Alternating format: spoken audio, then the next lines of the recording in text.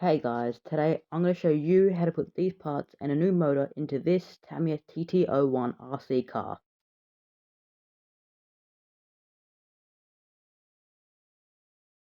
To start off with, we're going to put this brushless motor in ESC into this car. So now you have to unscrew all 4 screws that hold on the cap. So after you take all 4 bolts out, you're going to have to disconnect these 2 wires and remove the motor from the car. Then you have to unscrew the 2 bolts that hold the motor to the motor mount.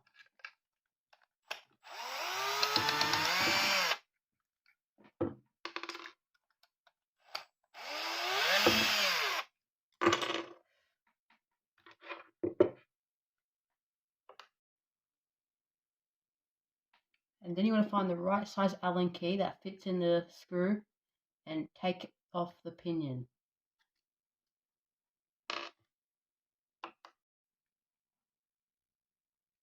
Now we have to get our new motor and put the pinion onto the motor and tighten it up with your Allen key.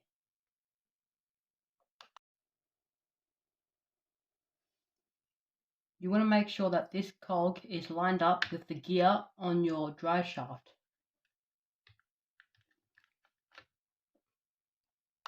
After you've done that, you want to get your motor and the little bracket that connects it to the car and screw that on.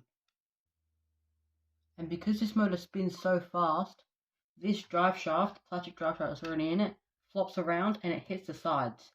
So for now, I'm just going to make my own drive shaft like I've done here out of metal, so it doesn't flop around. To take the original drive shaft out of the car, you're going to have to remove 5 screws that hold on a plate underneath the car.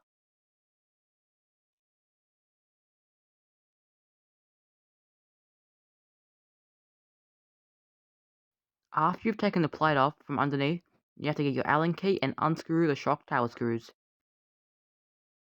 Once you take the shock towers off, you can then unscrew the 2 screws holding on the rest of the shock tower plate. After you've taken the screws out, you'll have to pry off this little cover at the back. Just take it off. Once you've taken like the rear end of the car off, you want to take the gear that's inside, that little gear that's right there. Take that off. Try and get that off. Once you have this little gear off, you can take out your drive shaft, your main plastic drive shaft, and you can swap it out for a metal drive shaft. This one I've made like a homemade one, but you can buy them off like Amazon or like Banggood. Just like cheap metal drive shaft. Once you take the drive shaft out, you have to have these little pins that connect to the little cups to spin the differential. You have to take them up, both of them, on each side.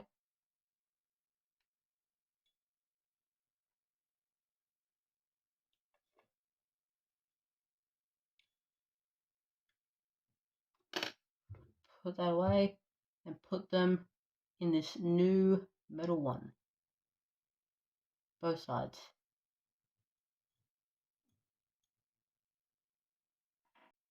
Once you've done and put the pins in, you can slot in your drive shaft into the cups. Just try and wiggle it around in there. Doesn't line up, you have to readjust the pins and put it back in.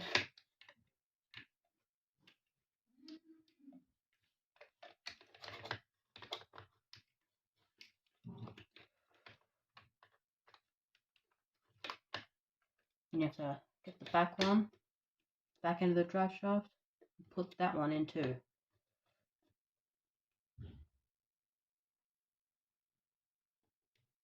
Make sure these little pins are aligned so it's going smoothly, and there, you've put your new metal drive shaft in there. Once you put your drive shaft in, you have to get your little gear, slot that back on to the drive shaft, try and get that back on. Then you can put the back of this in here. But I'm just going to put the rear arms in because we're putting in some new rear top arms, some metal ones. So yeah, put in some new ones.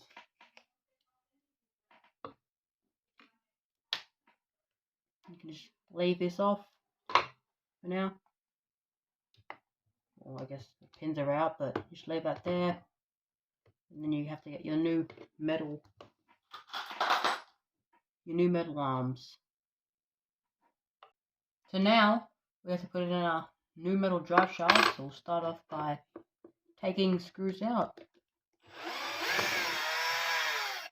Holds in the upper arm. Take that out. Take that off. And then you'll have to put in your new arms, which come with new screws that use little C-clips that go on the end. So you have to just put your arm on, put the arm on, slot the pin through.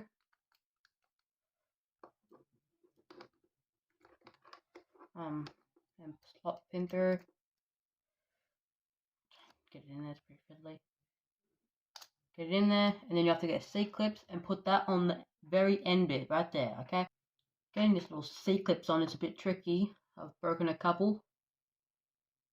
So once you put that on, you should repeat it on the other side, just like I showed you, and then you should be done putting the new arms on. So once you've put all the C-clips in that hold in the arm, you can start putting it back together on the little posts here. The little metal posts, you can slide them on. And just put both sides into the little poles and the holes. Like that. Once you have both sides on, you have to put your differential in with your drive shafts on. Put your drive shafts in and line it up inside. Make sure it lines up with the little teeth inside the diff case bit. Put that diff in. Just try and get the little drive shaft pins in there. After you put everything in, you're going to have to line this with the diff case on the shell. You have to put it all back together while lining it up. Now you want to get your two longer screws and screw them in.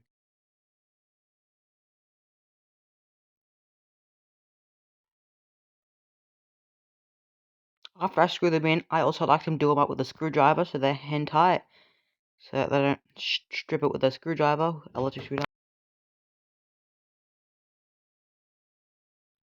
Putting the plate back on is the exact same as taking it off, so you're just going to put the 5 screws back on. So now we'll put our shocks back on.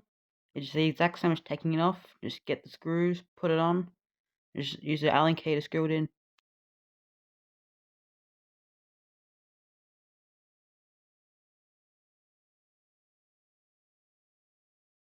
Make sure to not forget the bushings like I did that go on the little screws that connect to the shock tower. After you've put on your shocks, you can now install your new motor into the car. Line it up, put on the top part that goes on top, and you can put in your 4 screws.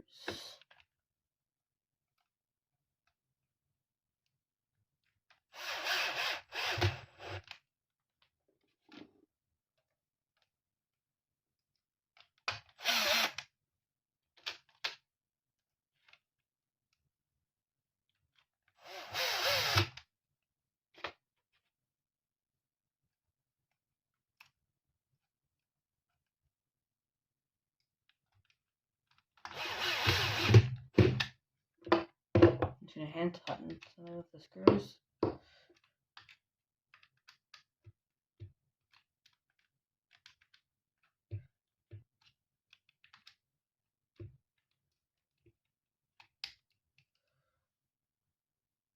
And that's it.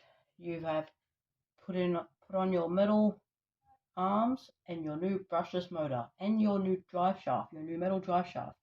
So that's pretty much it for the back end. Now we move to the front ends and we have to install our new ESC. So right now you're going to have to unplug your ESC. There's 2 wires for the old Tamiya ESCs. Then peel off your ESC and take off any of the leftover double-sided tape.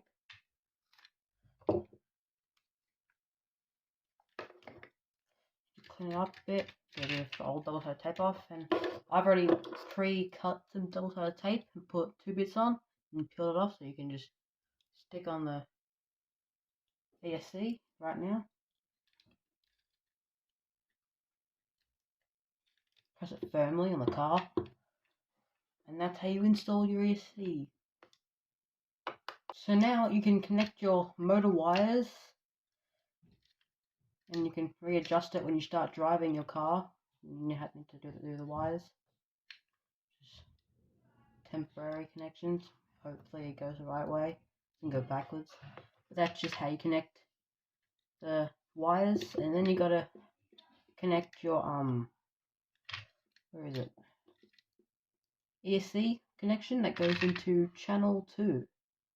Just slot that in the little hole, the little port for your connector, and that's pretty much it. Actually, I want to reroute it underneath this cable here, and just plug it in. And that's just plugging it in. And that means functioning motor, functioning ESC. Just gonna connect the battery up to it once I get the front parts on and my other modifications on, and we can take it out for a test drive. So now we're gonna put on the front arms, but we'll put on the metal ones. Right now with these metal ones, metal front arms, which we'll just put those on. So to unscrew your front A arms, you'll need to take off 2 screws at the back and 2 screws on the left and right side, holding the arms in place.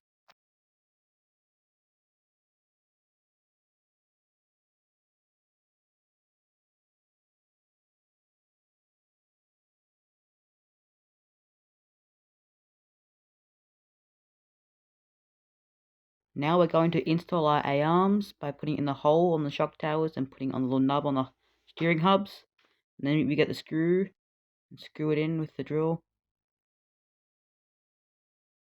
And just screwdriver to hand tighten it.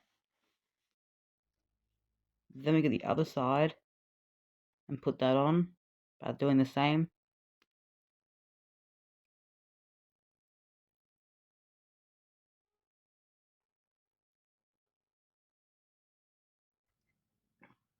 And once you have your 2 A-arms in, you can get your bracket and just put that on. Put that on so it fits on. Slide that on, and then you can get your 2 screws tighten it halfway. You can do it up by hand.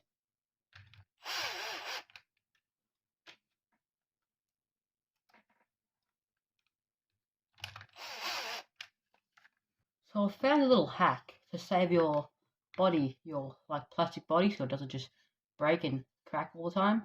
You make like a little plywood splitter out of this plywood, and you take off your little bumper guard, put that one at the back. You put that on, and it saves your body. I've done it on my other cars, and it's really helped that it stops breaking it. So yeah, good tip. I'm going to show you how to install this. A quick tip on how to make one is you put it underneath your car, you push your body on, you trace around it, and you make it, and you take the body off. So you look at it, you make it bigger by 5 to 10 mil, so that it saves your body for when you accidentally drive into stuff. So yeah, I'll show you how to install it. First, you just gotta take your front bumper guard off. Take 2 screws. Take off your 2 screws. Take the bracket off. Take your phone, and I'm just gonna put this on the back. I'll show you how to mount it on the back. You're just gonna same way of taking it off. Put your phone on. Put your bracket on. Get your 2 screws, and you screw it on.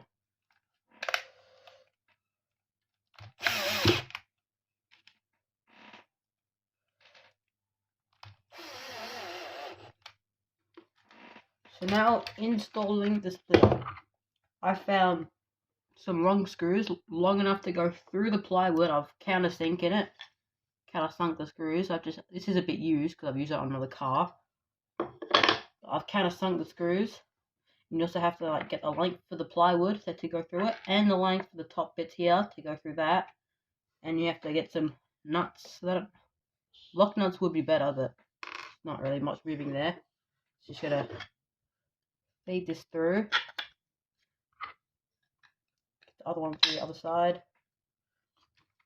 Turn the car upside down.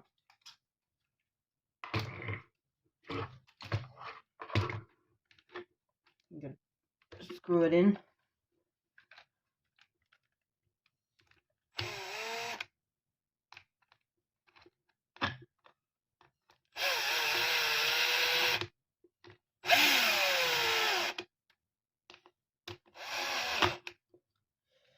And you have to turn it around. Got your nuts on.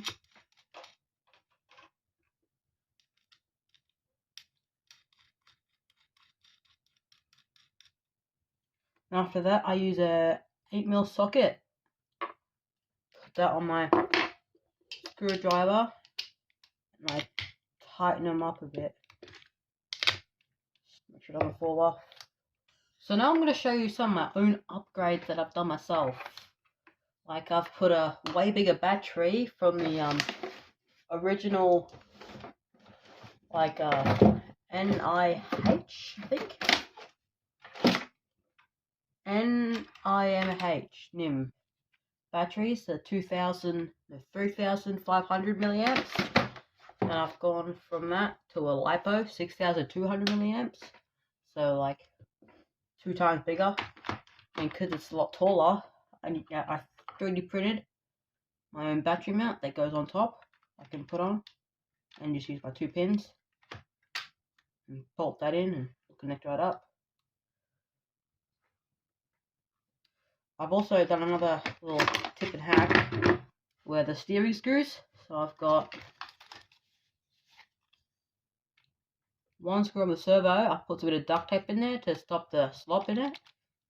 So when you steer, it's like you get always full steering. There's no slop, especially in the middle bolt that holds everything together. So there's no slop. It's all connected straight to the servo. There's a couple bits of like sloppy steering where you can't fix. They sell kits for those, but a bit of tape in the screw stops it from moving around too much. Yeah.